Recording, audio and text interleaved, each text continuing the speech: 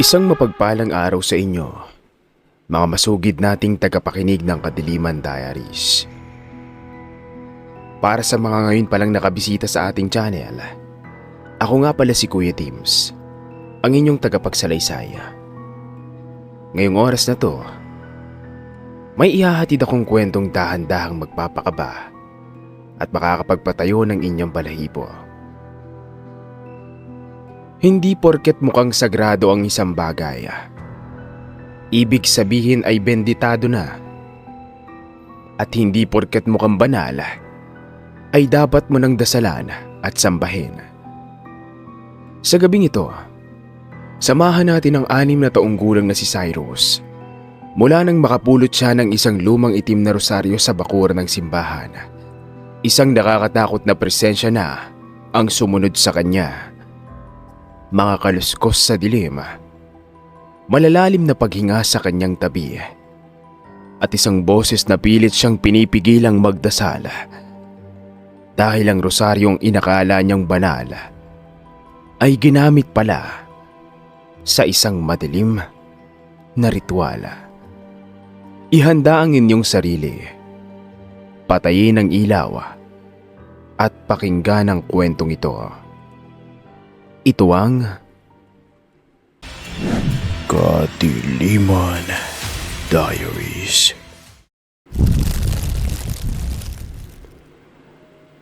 Kumusta po, Kuya Dims? Ako si Cyrus. 30 years old na ako ngayon. May asawa na ako at 3 anak. Gusto ko pong ibahagi ang kwento ko na nangyari noong 6 years old pa lang ako. Hindi ko inaasahang isang simpleng pagbisita sa simbahan ang magbabago sa buong buhay ko. Kuya Dims, lumaki ako sa pamilyang relihiyoso. Ang lola kong si Marisa ang nagturo sa akin kung paano magdasal ng rosaryo. Tuwing 7:00 ng gabi, sabay kaming lumuluhod sa sala. Palagi niyang ipinapaalala na, Cyrus, tandaan mo to, ha? Hindi porket mukhang sagrado ang isang bagay, ibig sabihin benditado na. At hindi porket mukhang banal, ay dapat mo nang dasalan at sambahin. noon, naguguluhan ako. Hindi ko inaasahan yun para sa isang relihiyosong katulad ni Lola. Naalala ko pa, Huwebes Santo noong taong 2002. Nakagawian na naming magbisita iglesia. Kasama ko si Nanay Cara at Lola Marisa. Kaming 3 lang. OFW kasi ang tatay ko noon. Yay! Magbibisita iglesia kami. Pagkatapos, kakain kami ng paborito kong burger at spaghetti. Ikaw talagang bata ka. Papunta pa lang tayo sa simbahan, pero burger at spaghetti nang iniisip mo. Nay, hayaan niyo na si Cyrus. Bata pa siya kaya hindi niya pa naiintindihan ang kahulugan ng Semana Santa. Ano pa bang magagawa ko? Nagkampihan na naman kayong mag-iina. Pagdating namin sa ika-7 simbahan, habang nakaluhod si Nanay Cara at Lola Marisa, lumayo ako ng bahagya. Hindi ko alam kung anong humahatak sa akin. Parang may kung anong gusto kong hanapin kahit wala naman akong hinahanap. Napadpad ako sa lumang bahagi ng bakuran. Sa ilalim ng isang malaking puno, may nakita akong rosaryo. Itim ang bawat butil nito at halatang lumang-luma na. Parang matagal na tong nakalubog sa lupa. Ang astig, itim na rosaryo. Tumingin ako sa paligid. Wala akong nakitang ibang tao. Mukhang wala namang may-ari. Akin na lang to. Bulong ko sa sarili. Dinampot ko ang itim na rosaryo. Nang mahimas ko ang krus ay sobrang lamig noon. Hindi yun karaniwang lamig ng bakal. Kakaibang lamig na tila dumiretso hanggang sa dibdib ko. Bigla akong kinilabutan. Tumaas lahat ng balahibo sa katawan ko. Hindi dahil may nakita akong multo, kundi dahil pakiramdam ko may nakatingin sa akin. Mabilis akong lumingalinga sa paligid. Mukhang normal naman ang lahat. May ilang taong naglalakad. May matatandang nagdarasal. Pero hindi mawala ang pakiramdam na may kasabay akong huminga. Cyrus? Napalingon ako. Nakahinga ako ng maluwag nang makita ko si nanay. Nay, bakit po? Nandyan ka lang pala. Kanina pa kita hinahanap. Sabi ni nanay sabay iling. Nainip po kasi ako kaya naglakad-lakad ako. Pasaway ka talagang bata ka. Bakit ka umalis nang hindi nagpapaalam sa amin ng lola mo? Sorry po, Nay.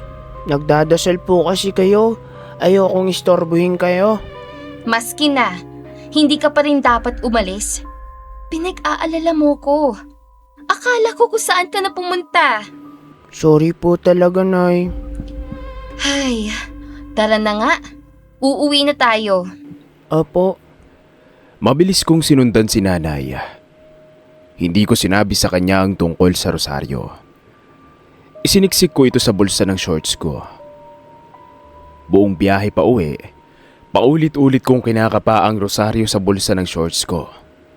Hindi ko alam kung bakit, pero parang ayaw ko itong mawala. Kinagabihan, habang naghahapunan kami, napansin ni Lola Marisa na tahimik ako. Cyrus? Apo? Bakit po, Lola? Masama pang pakiramdam mo? Bakit para matamlay ka? Umiling ako. Hindi naman po. Napagod lang po siguro ako. Sobrang dami po kasi ng simbahan na pinuntahan natin. Ngumiti si Lola Marisa. Sige, matulog ka ng maaga. Pagkatapos kumain, pumasok ako sa kwarto. Inilabas ko ang rosaryo. Sinubukan kong magdasal gamit ito. Habang hawak ko ang krus, bigla kong narinig ang mahinang kaluskos sa likod ko.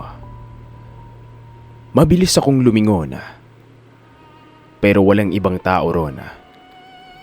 Baka daga lang yun. O kaya pusa.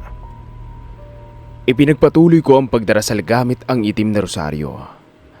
Maya-maya, may narinig na naman akong tunog. Parang may humihinga ng mabagal at malalim. Ano ba yun? Saan ang gagaling yun?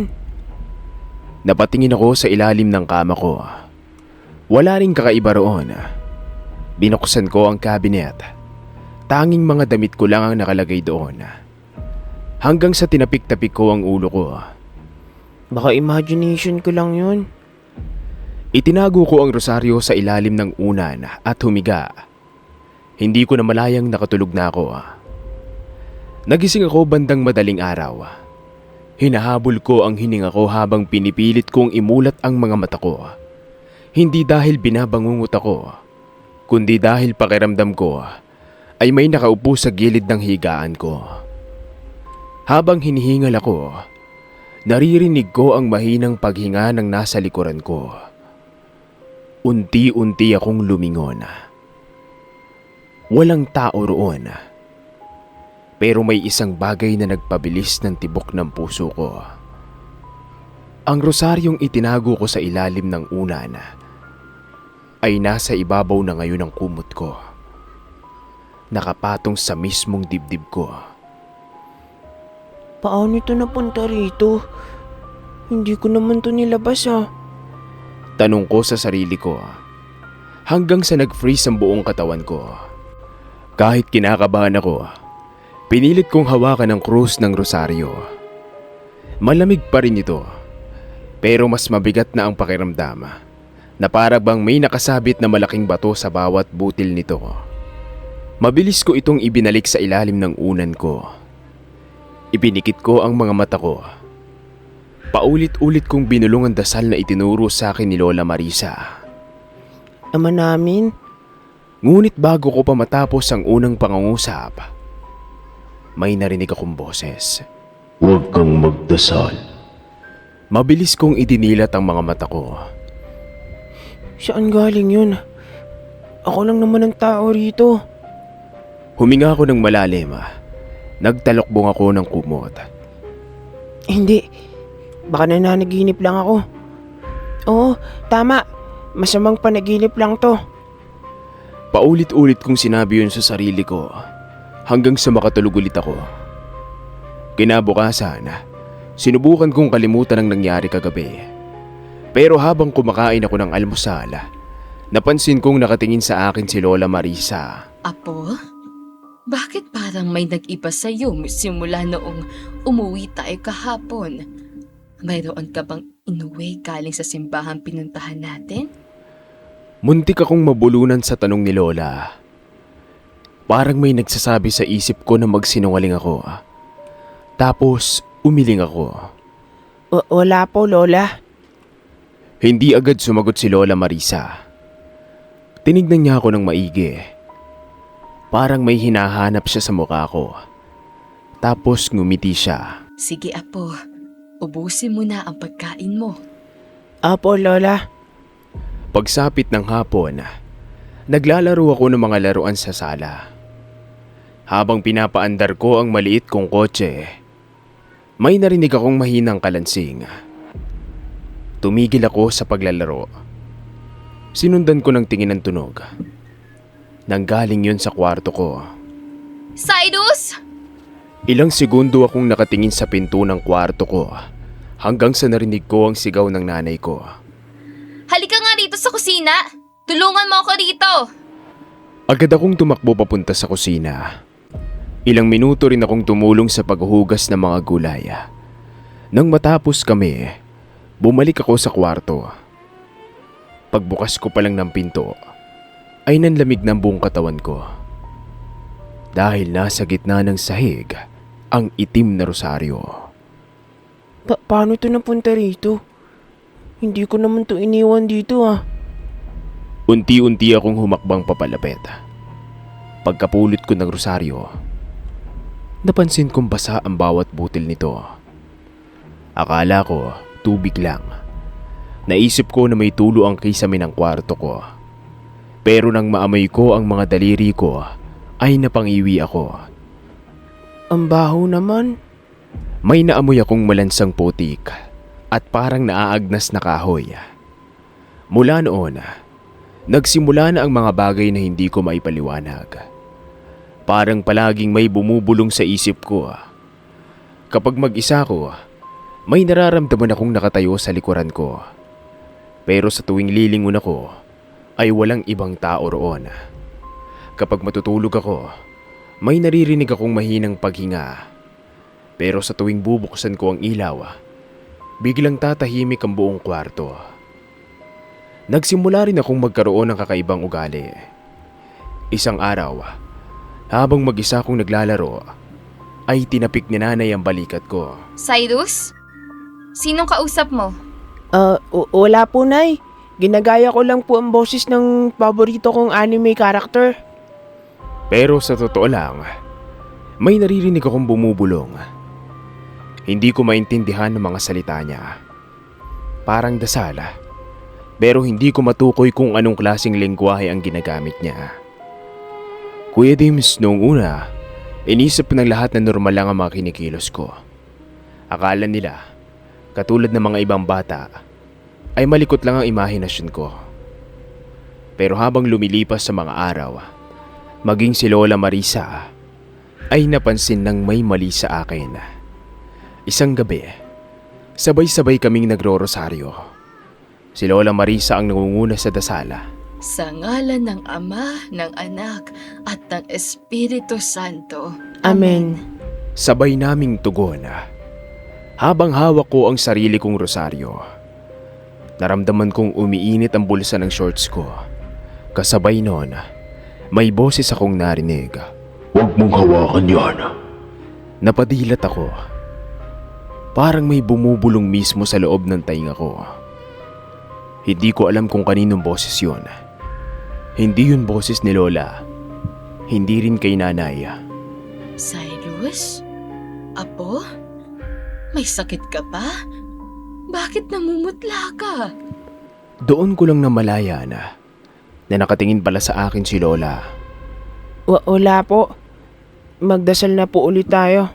Sige, Yumuko ka at ipikit mo ang mga mata mo, Apo. Opo, Lola. Tumango ako at sinunod ko si Lola. Pero habang nagpapatuloy ang dasal, mas lalo akong nahirapang humawak sa aking rosaryo. Pakiramdam ko ay may dalawang kamay na humihila sa akin. Isa ang gustong ipagpatuloy ko ang pagdarasal. Isa naman ang pilit akong pinapatigil. Nagsimula akong manginig. Cyrus! Anak! Anak! Okay ka lang ba? Pag-aalala ni nanay. Bigla akong naibagsak ang hawak kong rosaryo. Kasabay noon ay may malakas na kalabog mula sa altar. Bumagsak ang isang kandila. Nagkatinginan kaming tatlo. Nay, Lola, hindi po akong tumulak noon. Hindi nagsalita si Lola Marisa. Parang hindi siya nagulat.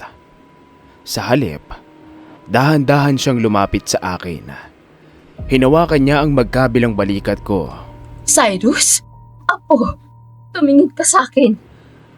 Apo, Diretso akong tumingin sa mga mata ni Lola. Cyrus, may gusto akong itanong sa iyo. At kailangan mo magsabi ng totoo. ano po yun, Lola? May tinatago ka ba sa amin ng nanay mo? Sabihin mo na, Apo. Biglang bumigat ang dibdib ko. Parang ayaw bumuka ng bibig ko. Pero maya-maya, tumulo ang luha ko. Lola? Nay? May napulot po akong rosaryo. Nanlaki ang mga mata nila nanay at lola. Ano? Saan mo napulot yan, Apo? Sa labas po ng simbahan. Nung nagbisita iglesia po tayo. Pinisil ni Lola ang magkabilang balikat ko. Nasaan yun, Apo? Ibigay mo sa akin. Nandun po, sa ilalim po ng unan ko. Agad kaming tumakbo papunta sa kwarto. Binuksan ni Lola ang unan. Pero wala na roon ang rosaryo. Cyrus, wala namang nakalagay dito, ah. Sigurado ka pang dito mo itinago? Opo, hindi ako nagsisinungaling. Bigla kaming nakarinig ng mahinang kalansing. Parang may kwintas na unti-unting hinihila sa sahig. Lumuhod si Nanay Cara.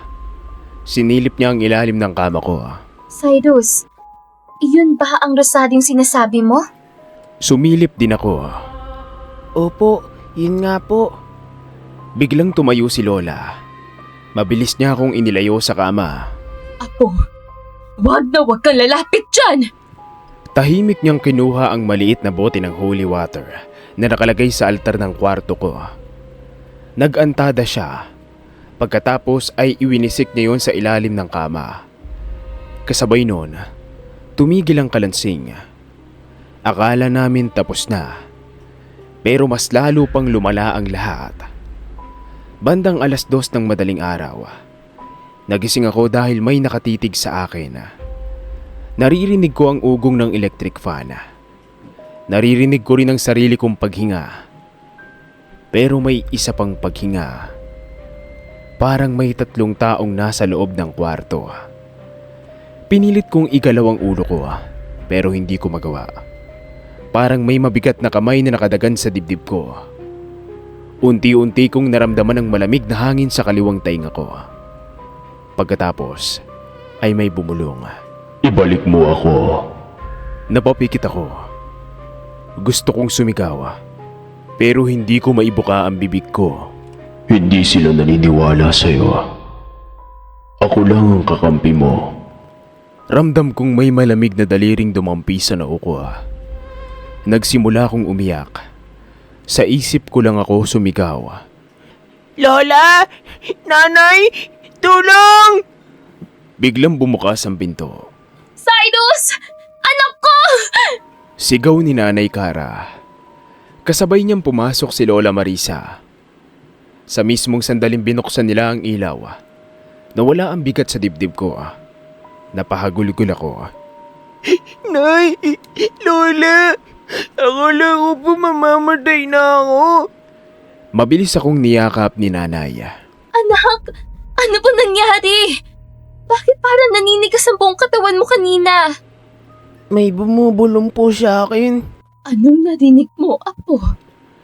Mahigpit kong hinawakan ang kamay nila nanay at lola.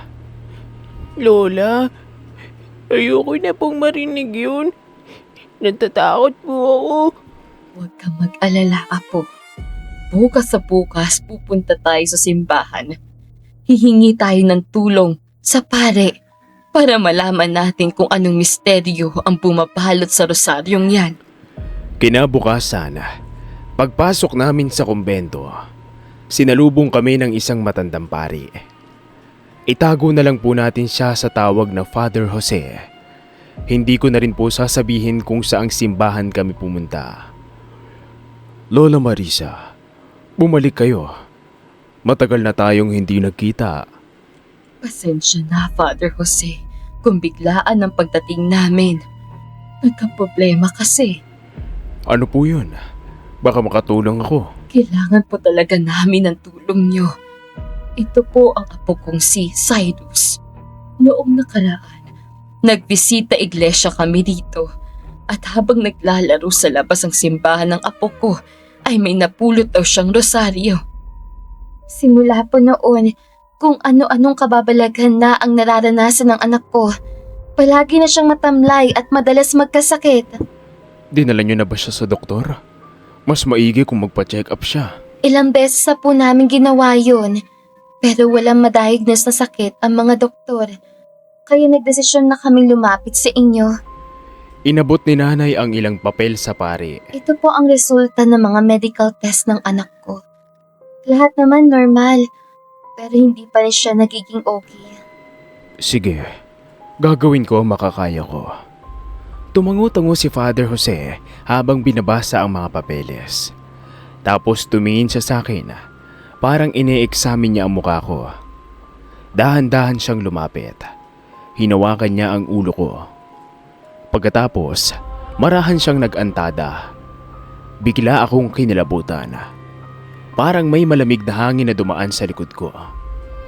Napansin niyo ni Father Jose. Napabuntong hininga siya. May kakaiba sa kanya. Sabay na namutla si nanay at lola. Po? Father? Bakit po? Anong mayroon sa apo ko? Hindi ang bata ang kinatatakutan ko, kundi ang bagay na dala niya. Nanlaki ang mga mata ni Lola. Mukhang alam ko na po kung anong sinasabi niyo. Yung rosaryo po ba? Hindi po namin dala yun. Iniwan namin yun sa bahay. Tahimik na ngumiti si Father Jose. Sigurado ba kayo? Nagkatinginan kaming tatlo. Hindi ko po talaga dala yun. Sigurado po akong iniwan ko yun sa drawer ko. Pero kahit ganoon, dahan-dahan kong hinipo ang bulsa ko. Nanigas ako dahil ang itim na rosaryo. Ha? Paano to napunta rito? Imposible! Nakita ko mismo na inilagay ni Cyrus sa drawer niya ang rosaryo na yun. Nakita ko rin yun. Maging sila nanay at lola ay hindi alam ang gagawin. Napaiyak ako sa matinding kaba. Hindi ko po talaga ito dinala. Ayoko na po itong hawakan kahit kailan. Lumuhod si Father Jose sa harapan ko. Tahan na iho. Naniniwala ako sa iyo. Alam kong hindi ikaw ang may gustong magdala ng rosaryong yan dito. Po, ano pong ibig niyong sabihin? Mamaya ako ipapaliwanag. Tara, sumunod kayo sa akin. Kinuha ni Father Jose ang rosaryo mula sa akin. Tapos dinala niya kami sa maliit na chapel sa loob ng kumbento. Tahimik doon. Maliwanag ang paligid at amoy insenso. Inilapag ni Father Jose ang rosaryo sa maliit na mesa sa harap ng altar. Wala namang kakaiba. Pero nang iwisik ni Father Jose ang holy water, ay biglang umikot ang krus ng rosaryo. Kasunod noon ay isang napakalakas na hangin ang umihip sa loob ng kapilya. Nagsara ang pinto ng malakas. Nay! Natatakot po ako! Cyrus, anak, halika dito. Diyos ko! Ano pa itong nangyayari? Huwag kayong matakot. Magtiwala lang kayo sa Diyos. Maghawak-hawak kamay tayo. Mabilis naming sinunod si Father Jose at mataimtim kaming nagdasala. Kasabay noon, biglang sumakit ang ulo ko. Nanghina ang mga tuhod ko hanggang sa unti-unti akong napaluhod. May mga boses akong naririnig. Sobrang dami. Sabay-sabay silang bumubulong sa magkabilang tainga ko. Ayoko na po! Ang sakit din ng ulo ko! Huwag kang magpadala sa takot mo, Cyrus. Huwag mong pakinggan ang mga boses. Sabayan mo ko sa pagdadasal. Yumakap si Father Jose sa silya upang hindi ito matangay ng hangin. Mahigpit din itong hinawakan ng bote ng holy water. Tama na po! Layuan niyo na ako! Nanigas ang buong kamay ko, pero pinilit kong mag-antada ng krus. Dahan-dahan kong ibinuka ang bibig ko at binigkas ang dasal, hanggang sa unti-unting nawala ang sakit ng ulo ko. Makalipas ang ilang minuto, bumalik ang katahimikan. Kumalma na rin ang marahas na hangin. Ayos ka lang ba? Opo, Nay. Pinilit kong sumagot kahit medyo nanghihina pa rin ako. Father, ano po ba talagang nangyayari? Ano bang mayroon sa rosaryo na yan? Hindi ito isang ordinaryong rosaryo. May taong gumamit dito sa maling paraan. Hinihingal na sambit ni Father Jose. Po, Father, ano pong ibig niyo sabihin? Hindi benditado ang rosaryong ito. Mukhang ginamit ito sa mga ritual na hindi para sa Diyos.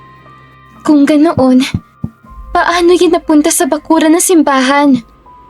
Mukhang may sumubok na dalhin ito sa loob ng simbahan. Pero hindi nagtagumpay. At naisip na lang na itapon sa labas ng simbahan. Kung sino man yun, mukhang nagbabakasakali siyang may makapulot nitong itim na rosaryo. At si Cyrus ang napili nitong biktimahin. pero bakit po ako? Dahil bata ka pa, madali kang mabiktima ng takot. Tandaan nyo, kapag ang isang tao ay nabubuhay sa matinding takot, mas madali siyang makuha ng kadiliman. Hindi lahat ng naranasan ni Cyrus ay supernatural. Pero ang rosaryong ito ay hindi rin dapat mapunta sa kamay ng kahit sino. Lalo na't hindi ito benditado. Nagkatinginan kaming tatlo nila nanay at lola. Naguluhan kami sa sinabi ni Father. Ano na pong gagawin namin? Paano namin masisigurado na hindi na kami masusundan ng rosaryo na yan? Ako na ang tatapos nito. Babasbasan ko ang rosaryong ito at sisirain ko para hindi na ito magamit ng maling paraan. Determinadong saad ni Father Jose. Sige po. Salamat, Father Jose, dahil iniligtas niyo ang anak ko. Sa wakas, makakahinga na kami ng maluwag. Walang anuman. Basta't mag-ingat kayo. Sa susunod, siguraduhin niyong benditado ang mga ginagamit niyo sa pagdarasal. Opo, Father Jose. Maya-maya, nagpaalam na kami kay Father Jose. Simula noon, nakakatulog na ako ng mahimbing. Nagagawa ko ng makipaglaro sa mga kapwa ko bata. Hindi na rin ako ginambala ng mga kakaibang elemento. Hanggang dito na lang po at maraming salamat. At dyan nagtatapos ang kapanapanabik at puno ng aral na karanasan ng ating letter sender.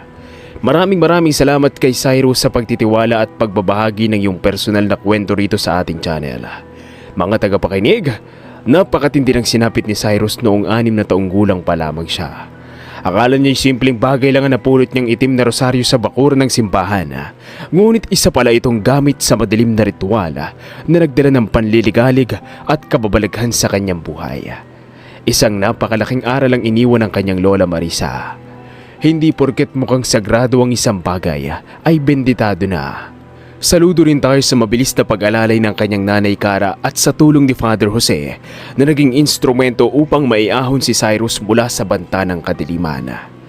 Kung kayo ay dahan-dahang kinabahan, natakot o kaya naman ay naantig sa kwentong ito ni Cyrus, huwag niyong kalimutang i-like ang video na ito, mag-subscribe sa ating channel at i-share ang ating mga kwento sa inyong mga kapamilya at kaibigan.